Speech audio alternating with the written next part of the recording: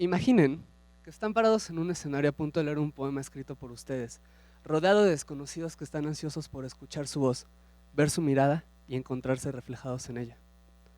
Imaginen que sobre este escenario están a punto de leer un poema que habla sobre todas las noches que se han sentido solos, o sobre esos detalles que cuando van en la calle nadie más que ustedes ven y mueren de ganas de decirlos, pero no lo hacen, se quedan atorados en su garganta, con la excepción de que sobre este escenario pueden hablar de ellos. Imaginen que cuando terminen se encontrarán con la mirada cálida de personas que no les deben nada más que lo que sea que hayan logrado provocar en su corazón, y quizás toquen la vida de alguien, o quizás alguien toque la suya, o quizás alguien se les acerque y les diga: gracias, porque eso que leíste me hizo sentir. Bueno, acá van a ver 2 micrófonos, entonces. Era enero y yo estaba parado sobre este escenario a punto de leer un poema escrito por mí, con la voz cortada y las piernas temblando, justo como ahorita. Tomé aire, me paré sobre el escenario y leí. Llegó a mi consultorio con el pelo desmarañado y la falda chueca. En su rostro colgaban 2 ojeras, como de quien pasa años huyendo de un fantasma. Tomó asiento, miró al piso y con el eco de lo que alguna vez fue una voz humana, me preguntó: ¿cómo se siente la tristeza? Yo, como psicólogo, conocía perfecto la depresión. Le hablé de catecolaminas en el cerebro y las alteraciones en el humor, de que si su dopamina y su serotonina eran demasiado bajas se sentiría desmotivada y que probablemente por la falta de endorfinas se le dificultaba sentir felicidad. Le aconsejé dietas, medicamentos, pastillas, tratamientos, pero ella no hizo más que mantener la mirada hacia el piso y cuando guardé silencio solo dijo: no. ¿Cómo se siente la tristeza? Decidí mejor hablarle de algo clínico, un posible diagnóstico. Le expliqué el trastorno depresivo mayor y la etiología del suicidio. Le hablé del trastorno maníaco-depresivo y borderline. Le enseñé apatía, ciclotimia, lexitimia, distimia y todas y cada una de las categorizaciones de la melancolía. Y ella, aún sin querer mirarme a los ojos, me dijo: no. ¿Cómo se siente la tristeza?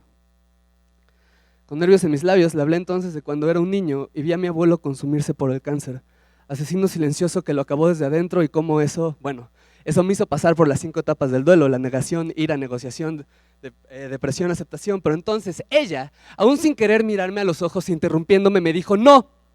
¿Cómo se siente la tristeza? Yo ya no sabía qué responderle. ¿De qué le hablaba? De mí, mi historia, mi sangre.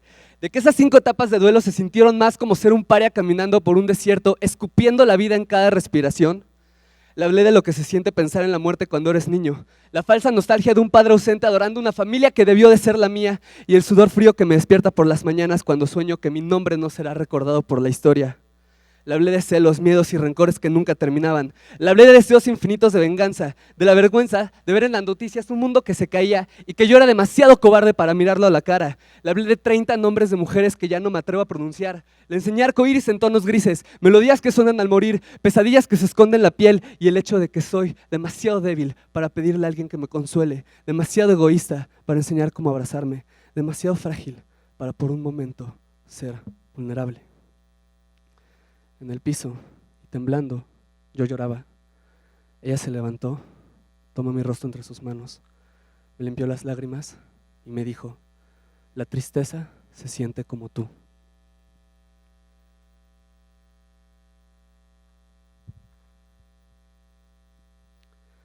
Cuando terminé, el temblor en mi cuerpo era incontrolable.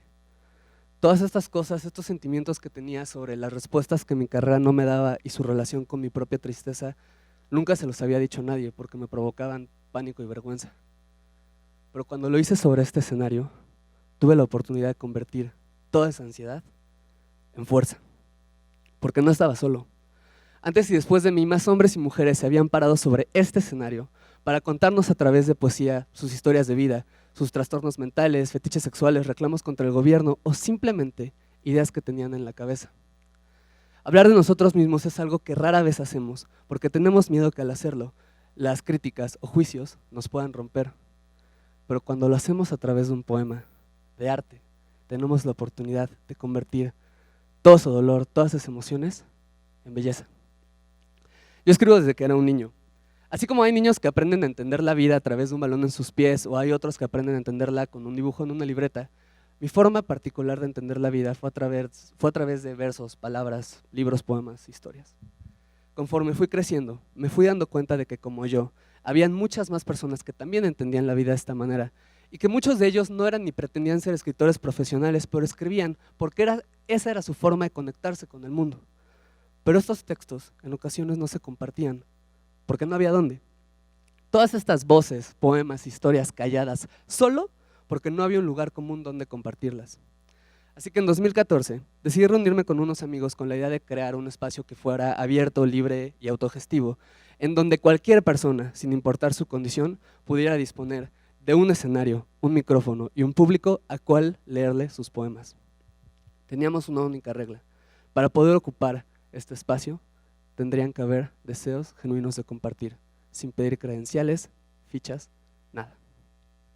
Porque de fondo, la idea que nos mueve es que la poesía es para todos, que todos podemos hacer poesía.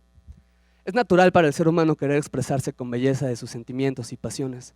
Es tan natural que al inicio de los tiempos, antes de que el lenguaje se estructurara hace miles de años, teníamos que inventar maneras para referirnos a las cosas para las que no teníamos nombre, como los primeros seres humanos que escucharon el murmullo del viento o el canto de un ave, y aún sin entender su significado, comprendieron su belleza, intentaron imitarlo, y esos sonidos, primeras metáforas de la naturaleza, fueron poesía.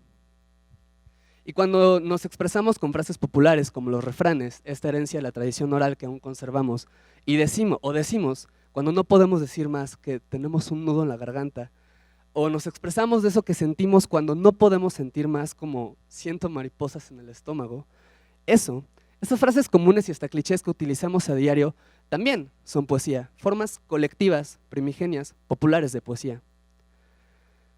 Y cuando nos perdemos en la mirada de la persona que amamos y sentimos que el tiempo se detiene, o cuando pasamos demasiado tiempo mirando el espacio y nos volvemos diminutos, o cuando sostenemos en nuestros brazos a un bebé recién nacido, y demás situaciones comunes de la vida diaria, pero para las que no tenemos palabras, y corremos a decírselos a alguien o a escribirlo en una libreta para recordarlo, que de hecho lo vivimos, eso también es poesía.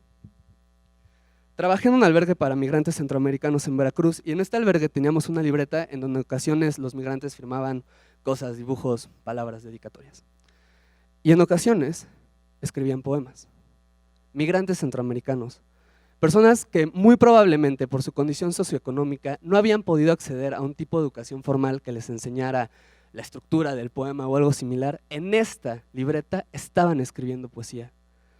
Y entonces cuando la abríamos y descubríamos que un migrante salvadoreño había escrito: la humanidad ha inventado todo tipo de cosas, pero no ha logrado encontrar el verdadero significado de la vida. O un migrante hondureño escribía: solo Dios sabe si volveré.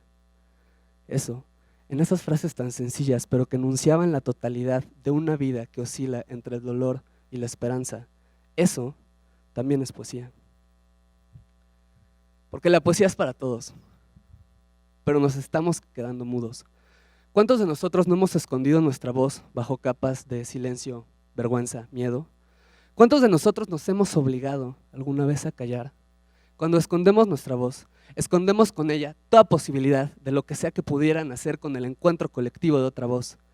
Pero cuando hablas, cuando rompes el silencio, sales a encontrarnos para que descubramos que hay mucho más de lo que conocemos, que el universo conocido por nosotros se puede expandir, que tú puedes hacer eso posible y que de hecho sí, tú puedes hacer eso posible, que todos podemos hacer eso posible. Es desear que otros conozcan que hay ciencia o que hay arte, es desear que otros conozcan el espectro de tu voz, eso que te daba miedo cuando eras niño, lo que sea que te quita el sueño por las noches, las pasiones a través de las cuales te has hecho un lugar, tu particular y especial forma de ver el mundo. Que las cifras de esta historia no solo incluyen el año en que pasaron o las calorías que consumiste, que esta historia es importante, que tienes otras que quizás no lo sean tanto, pero que en todas, cuando las escuchamos, crecemos todos. Es decir, te quiero contar, pero también es decir, te queremos escuchar, queremos la historia que traes, queremos ser testigos de cómo la suma de cada una de tus experiencias te ha llevado a ser la persona que eres, queremos ese pedacito de ti que por un momento es sincero, vulnerable, quizás a veces doloroso, pero real.